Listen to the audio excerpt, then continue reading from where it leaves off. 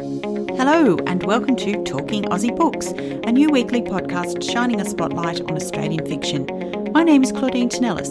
As a writer and avid reader, I love chatting about books. And in this podcast, I'll chat to authors, publishers and readers, giving you, dear listener, insight into what's hot on the Australian fiction scene. So if you're looking for your next book recommendation or just want to know more about Aussie fiction writers, this podcast is for you. Grab yourself a cuppa, sit back and enjoy. With Christmas barrelling towards us at the speed of lightning, our minds inevitably turn towards the dilemma of what to buy for our nearest and dearest. If you're listening to this podcast, I'm sure that, like me, books are something you'll definitely be popping under the tree.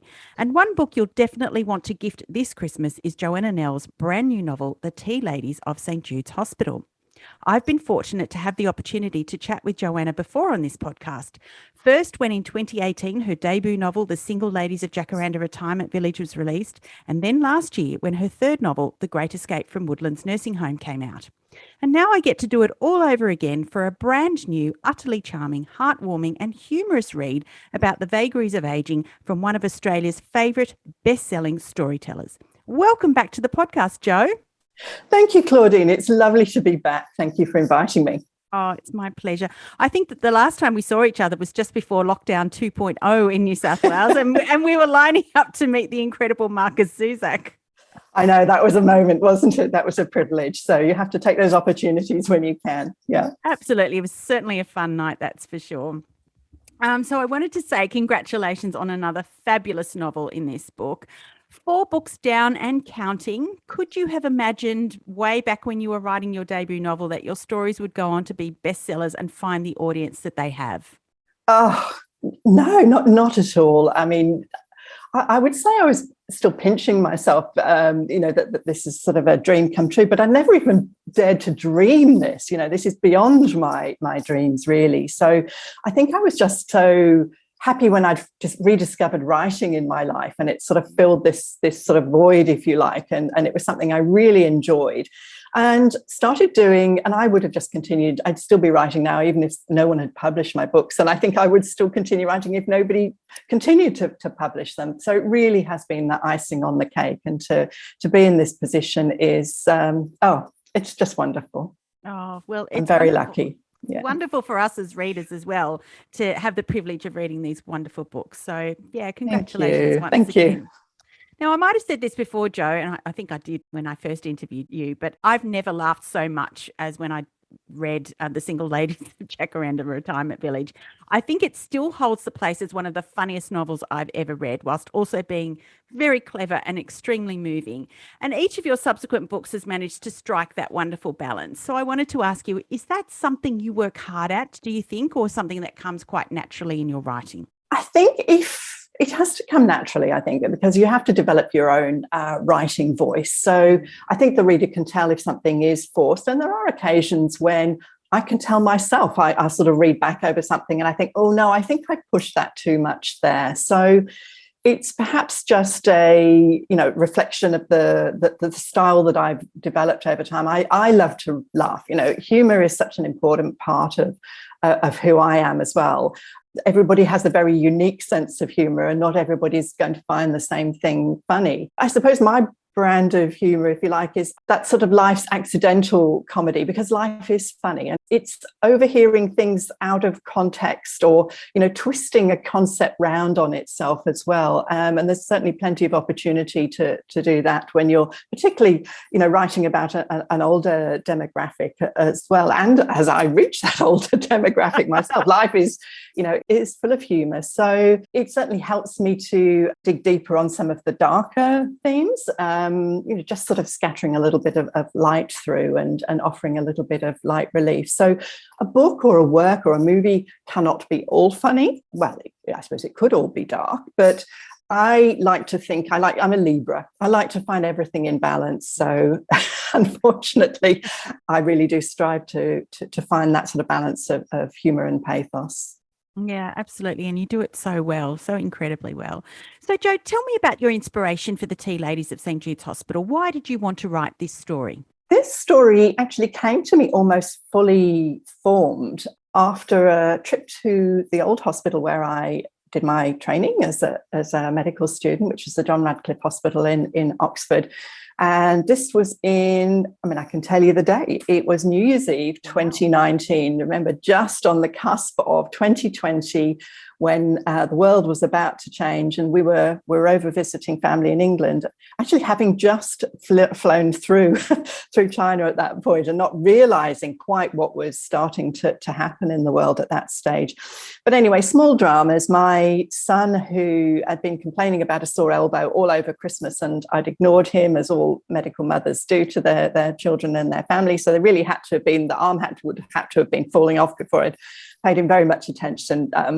But anyway, he showed me his elbow on New Year's Eve. It was clear we needed to get him to a hospital. It was really infected, poor thing. With all the doctors closed on New Year's Eve, we ended up at the John Radcliffe Hospital. And, it all ended very well with a prescription for antibiotics. But while we were waiting for our prescription, I made a little trip to the League of Friends, which is the volunteer tea shop that has been there since the hospital opened, donkeys years ago. It was lovely to see that the volunteers were still in there serving their tea and their buns to the visitors. And I remember, as medical students and young junior doctors, we would spend minutes there rather than hours, because we didn't have hours to spend. But it would be our go-to place to grab a quick coffee, to grab a chocolate bar or something. And knowing also that money went towards good causes in the hospital. And as we were walking out of the hospital, they were doing a lot of building work. And the new part of the hospital opened up, and there was a large chain of coffee shops and one of these sort of Marks and Spencer's quick food places as outlets as well. And what worried me was that the line of customers was sort of snaking out of the entrance, and there was hardly anybody in the League of Friends, the volunteer tea shop, which sort of seemed to me a little bit of a sad reflection of society and how we expect everything to be quick, and how impatient we often are. And I thought that this was quite sad, and I did worry for the future of the little League of Friends tea shop. And in my mind, I had already had this sort of cast of characters, sort of misfits, if you like, three women who really had nothing in common.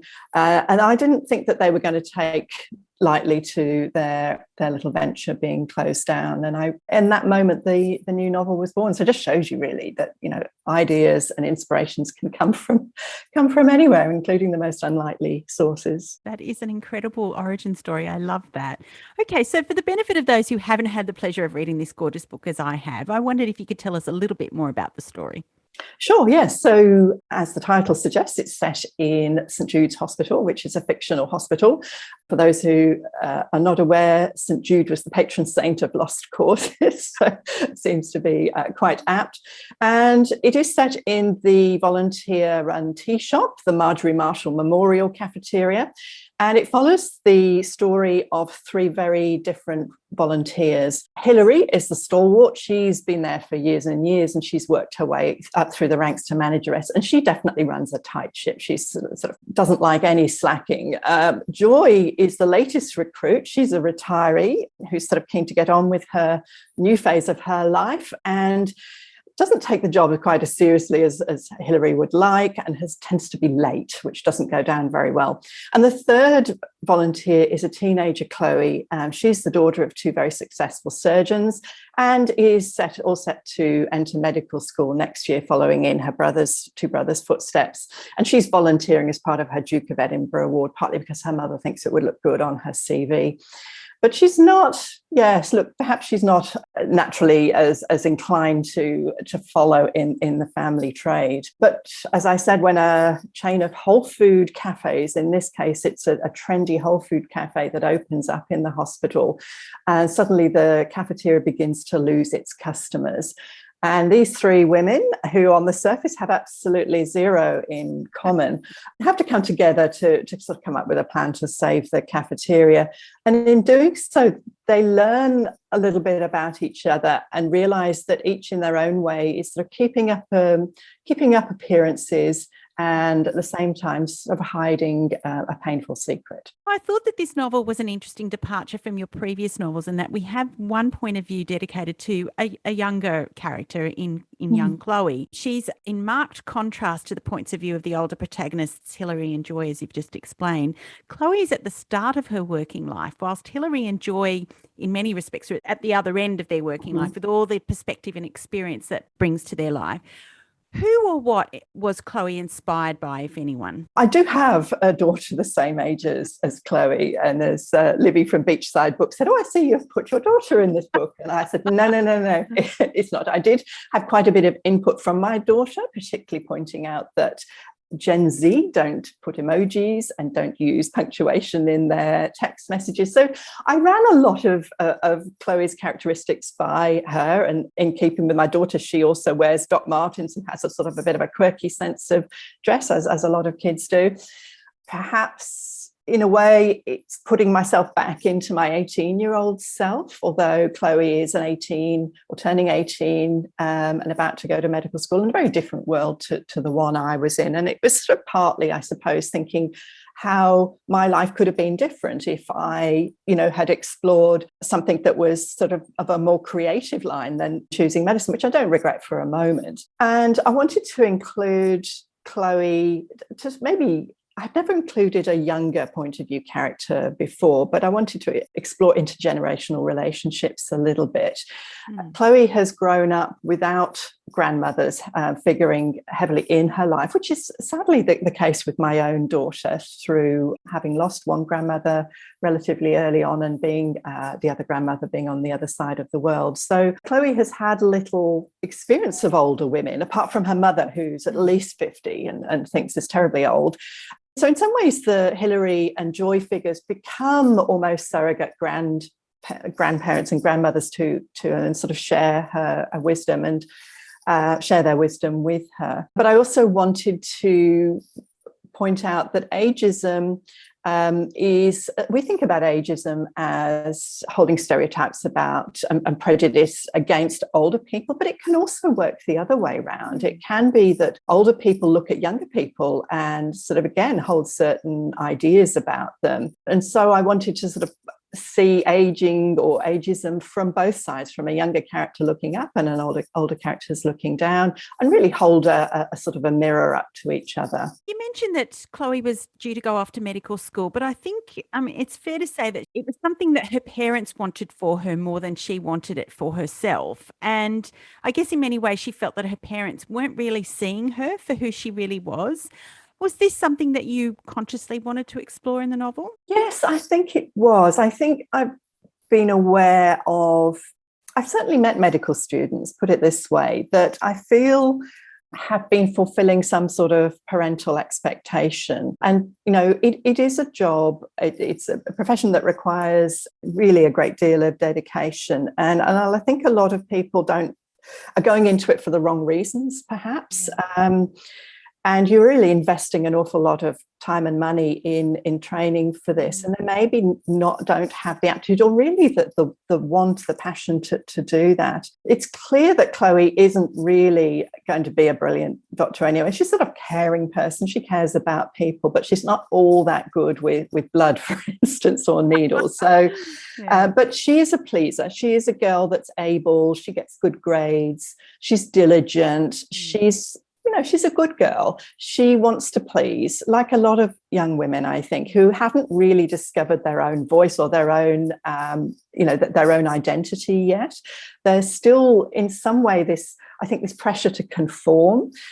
Both parents are doctors. Both her older brothers are very successful doctors. And I think at some point it's just been assumed that she will do this. But the problem is that although she gets the grades she needs in maths and science and things, her real passion is art. She's a creative, and I worry for her if that side of her personality is not catered for and is sort of quashed under a very scientific trainings. I think that of the three characters in this novel, Joy was my favourite. And I rarely say that, but she really was my favourite.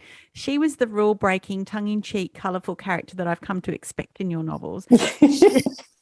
She was just amazing, and her choice of clothing was just incredible. The wonderful colours that she decked herself in every day was just beautiful.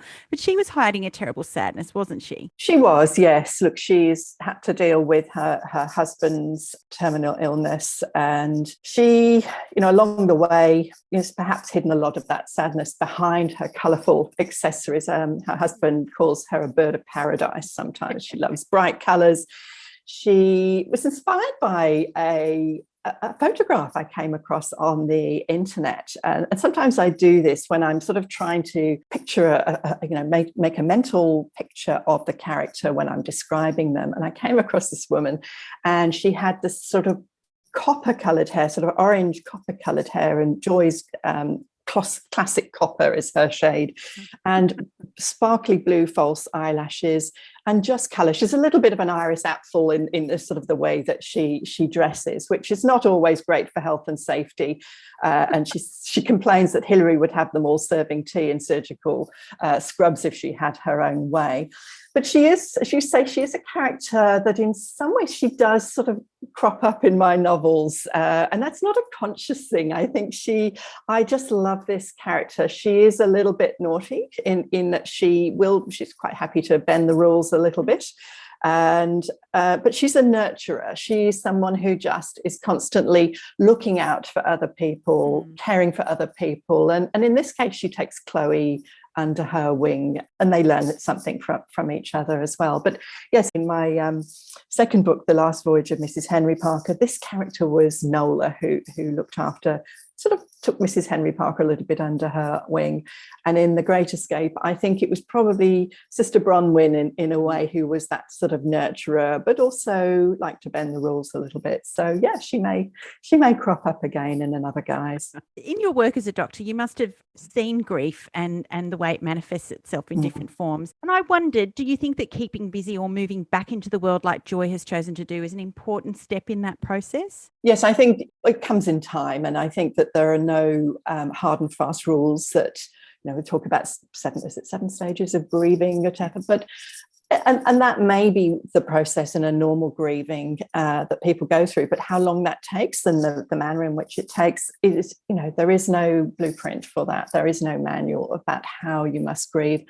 And for some, the grieving process can become more of a complex grief, and it can prevent people from moving on with their lives. And I think one of the signs that someone is sort of moving through the grieving process is when they start to move back either towards their old life or in a new direction. And in Joy's case, she is wanting to give back to the hospital that has given so much and shown so much kindness to her and her husband during his illness. So Hillary too was an interesting character, so different from colourful Joy. And Hillary was, as you said, she was very much a stickler for the rules. She was deferential to the medical staff and likes to run a tight ship, as you said. But for all her uptight rule-following ways, she learns a thing or two from her friendship with Chloe and Joy, doesn't she? She does, yes. Hillary, she's the main point of view character, because in some ways she's the embodiment of the cafeteria, how it's really a little bit outdated and reluctant to move with the times. She is immediately not a totally likable person. She's a little bit brusque. She is not afraid to tell Joy off if Joy doesn't do things properly, and Joy is a little bit of a klutz too. She does have a tendency to sort of break things and spill things, and sort of tends to laugh it off. But Hillary is less accommodating. It would have been tempting to make them all very likable and relatable characters, but I think that's sort of dumbing down on the reader a little bit. And I think that Charlotte Wood, I've been reading the Luminous Solution at the moment. Charlotte Wood does talk about this idea of relatability, likability of characters and of work, of the work itself, in the chapter particularly called Reading Isn't Shopping. And and she's sort of saying it's really a laziness that in readers, if they just decide whether they like or don't like a character and sort of judge the whole book on whether the characters are likable or not. So hopefully Hillary, as we come to know Hillary, we sort of understand how she has got to where she has, and her situation. She's certainly putting a brave face on it, and she's hiding what's really going on in her life. She, through no fault of her own, has become homeless in her 70s. She's fallen from quite a high place, sort of lunching at the golf club with foreign holidays and, really a life of plenty, to essentially becoming homeless and having to move in with her older sister Nancy back into the family home. And that's not an easy position for her, and it really doesn't help her become a much more likable person at the time. But hopefully she's even if not a relatable character, a sympathetic character. We, perhaps come to care about her because we understand her situation and why she perhaps acts the way she does. So, yeah, it was a sort of deliberate choice not to make them all very similar, but to have the main character as somebody who's perhaps going to challenge the reader a little bit. Yeah, and I think she certainly does. And I think, obviously we do get to see a different side to Hilary through her friendship with Joy and Chloe, but also, as you said, with her relationship with her sister. And we see the little petty maybe jealousies or some resentment between the sisters that kind of gets fleshed out as the book goes along, and we get to see, as you said, a different side to Hilary that does, I think you're right, she's not immediately likable, but we definitely come to understand why she is the way she is by the end of the book. And as you say, she learns a lot from Joy and Chloe. I suppose you're never too old to sort of start to see things from another point of view. She certainly lightens up a little bit in her own way, that's for sure. Yes, indeed. Yeah. Indeed. You've told us a little bit about the cafeteria that the Marjorie Marshall Memorial Cafeteria is based on. And over the years, I've spent quite a bit of time at my local hospital visiting with sick relatives or my kids who are having surgery, that type of thing. Yeah. And I've seen firsthand the major redevelopments that have turned this particular hospital into a hub of high-end cafes and retail spaces, just like what's happened at St. Jude's. Do you think then that there is still a place for these volunteer-run cafes in the way that most big hospital facilities are managed now? And do you think there should still be places for that? Oh, I do. I think that they're such a part of our sort of society. I mean, everybody will remember, some incarnation of this, whether it's the sort of pink ladies or or the sort of the kiosk at the local hospital. And it might seem an outmoded form of fundraising, but it's actually a very effective way. I mean, when you look at how much money some of these organisations, of course, it's not just that they're selling tea and buns, they're often running raffles or becoming very inventive in ways that they do raise funds, and they often raise hundreds of thousands, if not millions of dollars for vital equipment within hospitals. They sort of buy CT scanners, MRI scanners, but in fact, when I was doing a little bit of research into how much money they did raise, there was one hospital where they'd raised money for a nipple tattooing machine. And that's not a thing I knew existed, but it was to help women who've had breast reconstruction. So, in their own little way, it's really that they do enhance the lives of sort of visitors, staff and patients to hospitals. And I hope that they stay. I hope that it doesn't all become big business. And in this book, I particularly wanted to shine a light on volunteering because it is something I think people would be really interested to know how many people do volunteer in this country. The statistics are really mind-blowing. 6 million Australians volunteer every year. That's 1 in 3 over the age of 15. And this can be anything from, it's not just in a hospital tea room, but it can be, a lot of listeners will have volunteered in the canteen at the school. We've all done that sort of canteen duty with sport and that kind of thing. And during lockdown last year, my husband answered a call from the Benevolent Society to go and deliver Meals on Wheels, which he still does. And he really loves that. Unfortunately, with our busy lives, the hours available for volunteering are going down, particularly during lockdown. I think a lot of organisations really struggled to find volunteers. So the need for services provided by volunteers are going up, and the pool of willing volunteers is going down. So not that I want to sort of bang people over the head with that message, but just to say, don't forget. And I think that they are hopefully a little corner of every hospital. Some of them are becoming quite nice and fancy now, and perhaps like the Marjorie Marshall Memorial Cafeteria. In fact, the irony is that nobody can remember who Marjorie Marshall was, but certainly the cafeteria, and without giving too much away, does undergo a little bit of a makeover. So hopefully there will always be a place for that, something for everybody. Yes, I hope so too. Yeah. Joe, in the past, you've been kind enough to share writing tips for the writers that listen to this podcast. So I wondered this time if you might share some insight into what you've learned about yourself as a writer over the course of writing 4 best-selling books. Oh, I think I've learned that it doesn't get any easier, either the actual writing or the publishing process. And that's probably not what people who are starting out want to hear.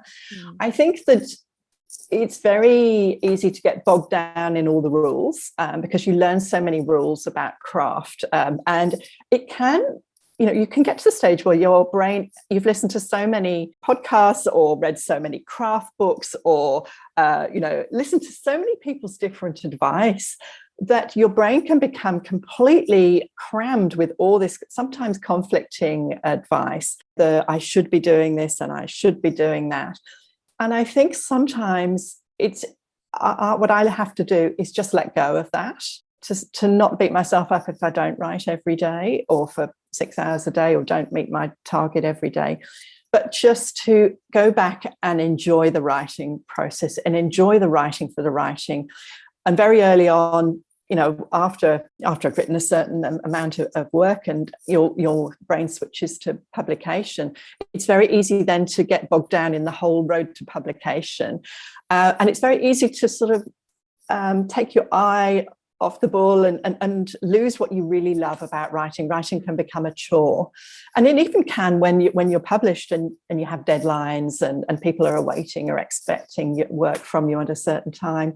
And so I've just gone back to say, okay, I'm just going to write today, and it doesn't matter if it's not perfect. I can always go back and edit this, but let's just move on with the story. It doesn't matter if I've written myself into a corner, which I have currently in my current work in progress. I'm completely in a corner and I don't know how to get out of it. It's just to keep writing and just try and find that flow again. Yeah, fantastic. Thanks so much for sharing that. Joe, your books have been released in the UK too, haven't they? Yes, they have. Yes, all 3 are published by Hodder and Stoughton in the UK, which is actually a branch of Hachette. Yeah. Fantastic. And how's that going? What kind of feedback are you getting from your UK readers? It's interesting, the numbers actually. Here in Australia, it tends to be 90% in paper and 10% in electronic books. Probably a little bit of a change to that percentage over lockdown when people weren't able to get to bookshops quite so much. But in the UK, it's the opposite way around. I sell 90% in ebook form, and they do what they call ebook first. So they do digital first. So they release an ebook and then hardback, a few copies that go to reviewers, and then main paperback, which could be sometime later. So the process has been very different, and it's taken me a little while to get my head around that. I have some really lovely messages and some very loyal readers from the UK as well. And in fact, the ratings on the UK sites are actually slightly higher than in Australia. So maybe that they sort of maybe get my sense of humour a little bit more. But yes, look, I would love to expand a little bit more into the UK, and I would love to be able to go there again and just to go and meet some booksellers and go and meet some readers in person. So I'm hoping to do that again next year. But yes, look, having grown up there, having spent a lot of my life over there, I suppose my sensibility, my sense of humour is still partly British. So I think that hopefully they appreciate that. I'm sure they do. And I really hope you get to go there soon. I'm sure that there's lots of wonderful readers out there who'd love to meet you in person. Oh, thank you. And hopefully you get to see my family again next year too. It's been too long. Joe, it's always a pleasure to catch up with you and chat about your fabulous books. Wishing you much success with this new one. And thank you once again for joining me on Talking Aussie Books today. Oh, Claudine, it's always a pleasure. It's always lovely to talk to you, and all the best with your own writing too. Well, that's a wrap, folks. If you enjoyed this podcast, please leave a review on iTunes or drop me a line via my Instagram at Claudine Tinellis or on my webpage, claudinetинellis.com. Thanks for listening. Until next time, happy reading.